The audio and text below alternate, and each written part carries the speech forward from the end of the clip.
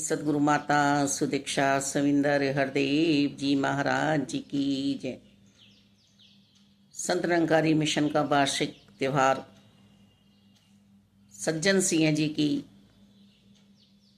याद में मनाया गया, उनके उठाले के रूप में 24 सितंबर 1948 को। सज्जन सिंह जी संत निरंकारी मिशन के दूसरे सतगुरु बाबा अवतार सिंह जी के सुपुत्र जी थे और बड़े ही आध्यात्मिकता में होनहार थे। प्रभु परमात्मा निराकार दातार के लिए ही उनका जीवन था। यूँ तो अल्प आयु में ही वह अपना शरीर पूरा कर गए। लगभग 17-18 साल की आयु थी उनकी और उन्होंने अपना जीवन पूरा, जितनी भी उनकी श्वासें थी, निरंकार के लिए दे दी। निरंकार ही उनका जीवन था। उन्होंने ही ये मन बनाया था कि संत महात्मा सब बैठकर मिलकर प्रभु चर्चा करें और इसी बात को ध्यान में रखते हुए ये दिन आप मनाया जा रहा है और हम सब देख रहे हैं कि कितना विशाल रूप ये सत्संग ले चुका है। हमें जो ब्रह्म ज्ञान की दात से पहले 5 प्रण दिए जाते हैं, ये भी सज्जन सिंह जी की ही देन है। पहले मिशन में 5 प्रण नहीं थे। यूँ ही जिज्ञासुओं को ब्रह्म ज्ञान की दात प्राप्त करा दी जाती थी। संत निरंकारी मिशन का जो प्रारंभ हुआ 1929 में पेशावर पाकिस्तान से हुआ।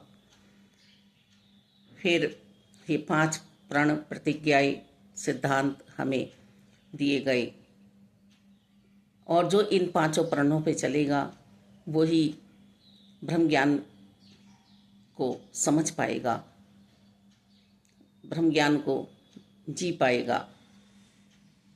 तन मन धन निरंकार का है, इसको निरंकार का ही समझकर प्रयोग करना है। दूसरा प्रण, किसी की भी जाति वर्ण आश्रम पर उंगली नहीं उठानी है, अभिमान नहीं करना है। तीसरा प्रण, किसी के खाने पीने पर पहनने ओढ़ने पर आपत्ति नहीं जतानी है। चौथा प्रण, भेषधारी साधु संत बनकर समाज पर बोझ नहीं बनना है, गृहस्थी में रहकर ही भक्ति करनी है। 5वां प्रण, जो ब्रह्म ज्ञान की दात दी जा रही है, ये सतगुरु जी की आज्ञा के बिना आगे नहीं खोलना है। और इन 5 प्रणों को हम जीवन में लेकर यदि चलेंगे तो मानवता का जीवन भी हमारा सुंदर बनेगा। ब्रह्म ज्ञान की दात जो हमें प्राप्त कराई जा रही है, उससे तो हमारी आत्मा की भोग मिटेगी और इन 5 प्रणों से हम मानवता का सफर तय कर पाएंगे। कोई छोटा बड़ा नहीं है। अपने प्रारब्ध के कारण जो भी जहाँ जन्म लेता है वही अपना धर्म मान बैठता है। धर्म तो सिर्फ एक है कि परमात्मा को प्राप्त कर लें मानव चोले में आने के बाद। और हम तन मन धन जिसको अपना समझ रहे हैं, ये परमात्मा का है। ये संतों की सेवाओं में लग जाए। बीज यदि हमारा अच्छा बोया जाएगा तो फसल भी अच्छी आएगी। कर्म अच्छे करने हैं, शुद्धता वाले करने हैं। हम अपने अपने मन के हिसाब से, प्राकृतिक के हिसाब से, जो भी जहाँ जलवायु है, जो भी जहाँ पैदा हो रहा है, खाते पीते हैं, पहनते हैं वस्त्र, तो इस पे भी हमें उंगली नहीं उठानी है। कोई साड़ी पहन रहा है, कोई सूट पहन रहा है, कोई कुर्ता पजामा पहन रहा है, कोई धोती कुर्ता पहन रहा है, और गृहस्थी में रहकर सिर्फ और सिर्फ फर्ज पूरे करने हैं, अधिकार नहीं जताना है। अधिकार में लड़ाइयाँ होती हैं। ये निरंकार हैं, ये तुम्हें दिए जा रहे हैं, किस तरह से प्रकट कर रहे हैं सतगुरु जी।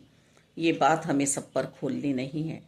जब सतगुरु जी हमें कहेंगे, आज्ञा मिलेगी, तब खोला जाएगा ये ज्ञान आगे। और ये मानव चोले में आकर सतगुरु जी सिर्फ और सिर्फ अपनी पहचान कराते हैं, और साकार सतगुरु जी की भक्ति ही करनी है। जो सतगुरु जी को परवान हो, वही भक्ति हमारी मुबारक है। आनंद आ रहा है हमारे जीवन में।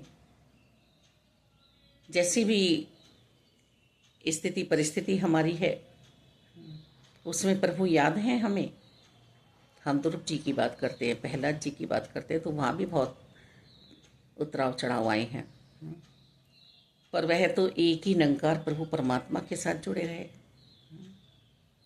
मुझे भजो, मुझे भजो, दैत्यराज ने कहा, उनके पिताजी ने, पर नहीं, परमात्मा तो नारायण है, गुरु जी ने बताया है। तो जो जो सतगुरु जी हमें समझाना चाह रहे हैं, वो हम समय रहते ही समझ जाएं। संत निरंकारी मिशन धर्म परिवर्तन नहीं करा रहा है, मत परिवर्तन है। ये जितने भी हिंदू मुस्लिम सिख ईसाई हमें धर्म नज़र आ रहे हैं, दिखाई दे रहे हैं, सोच में हमारे बैठे हुए हैं, ये सिर्फ अपनी सोच ही तो है।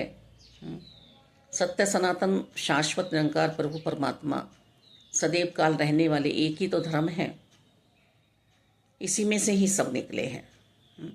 आगे आगे अपनी सोच बढ़ाई है। तो संत निरंकारी मिशन ये पैगाम दे रहा है कि आओ, रब के दर्शन कर लो। दर्शन हो सकते हैं, इनके एहसास में रहकर हमें जीवन जीना आ जाए। दुख, दर्द, सुख, ये सब मेरे अपने मन के हैं। यश अपयश परमात्मा की देन है, हानि लाभ परमात्मा की देन है। जहाँ बैठकर प्रभु न भूले, उससे उत्तम नहीं स्नान। बस हर जगह प्रभु प्रकट हैं, यही मेरे सतगुरु जी मुझे समझा रहे हैं। धन्यवाद जी।